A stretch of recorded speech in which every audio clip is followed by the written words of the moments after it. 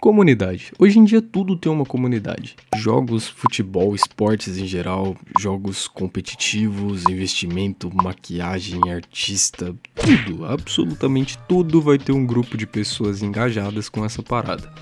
Essas pessoas discutem e conversam tanto sobre essas coisas que acabam criando coisas ao redor desses temas. Quer um exemplo? Acho que todo mundo já ouviu alguém ser chamado de bagre de uma forma pejorativa, por ser ruim em alguma coisa, enfim. Isso foi uma parada que surgiu da comunidade de futebol. O que a porra de um bagre tem a ver com alguém ser ruim no futebol? Nada. Mas essas e inúmeras outras piadas internas e memes surgem entre a galera do futebol. Eles quase que têm um senso de humor em comum ali, entendeu? Por conta dessa comunidade.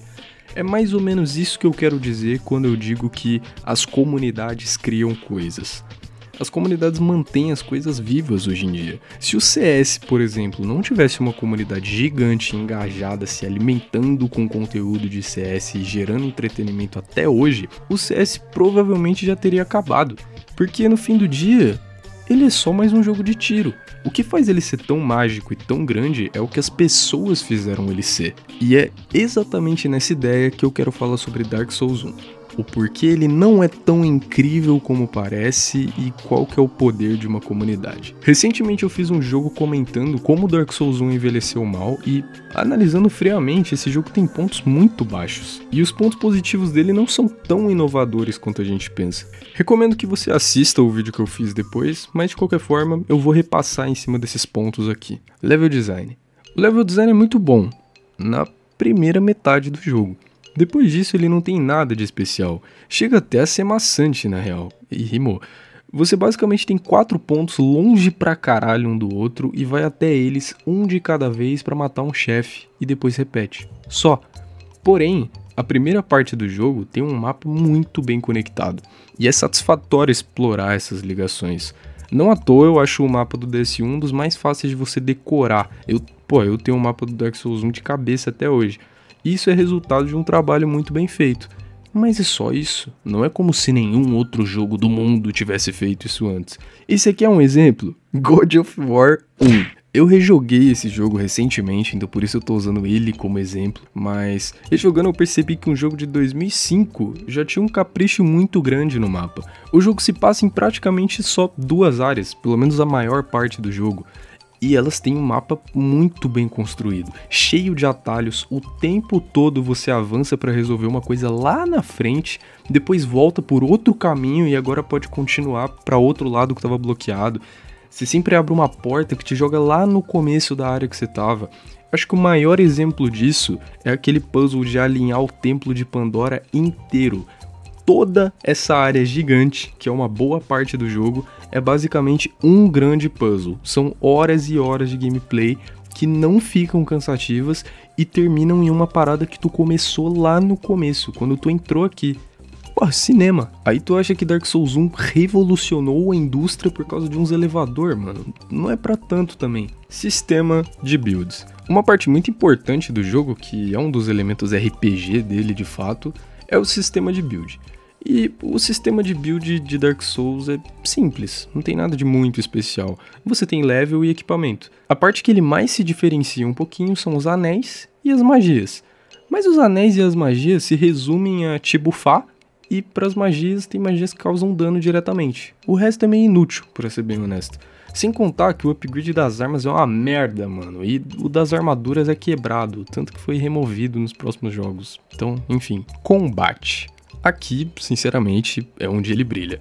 Dark Souls 1 fica muito atrás dos seus sucessores nesse sentido, mas já é muito mais polido que o Demon Souls. E querendo ou não, esse combate de rolar e bater no bicho com mais estratégia literalmente criou um gênero. Acho que ninguém tem coragem de falar que essa parte não é simplesmente muito foda e muito bem feita. História.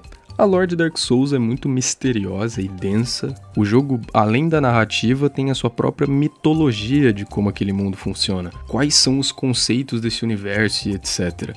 E a forma que ele te conta essa história, que é basicamente não te contando nada, é no mínimo algo muito diferente. Não digo que é tão inovador como o combate e a gameplay, mas no mínimo é algo que a gente não está acostumado nos jogos. Então, o que torna esse jogo o fenômeno que ele é? inclusive sendo um dos meus jogos favoritos. Pra mim, comunidade. O level design parece absurdo por causa do empenho das pessoas em explorar as possibilidades desse mapa. O sistema de builds é muito divertido por causa da criatividade das pessoas em tentar quebrar o jogo o tempo todo.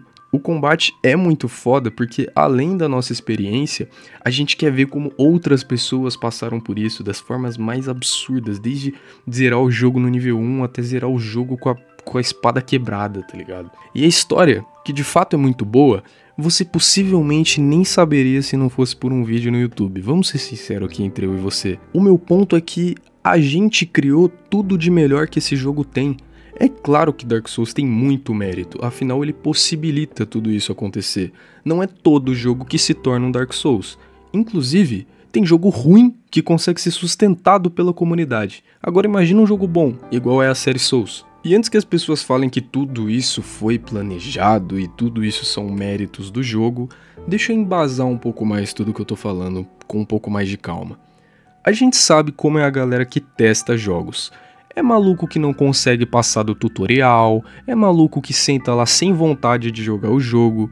Eu tenho certeza absoluta que no período de teste, ninguém desceu a porra de Ash Lake pra pegar uma espada de 400 de dano antes de matar o Taurus. Eu tenho certeza que ninguém fez isso. E sim, isso é possível.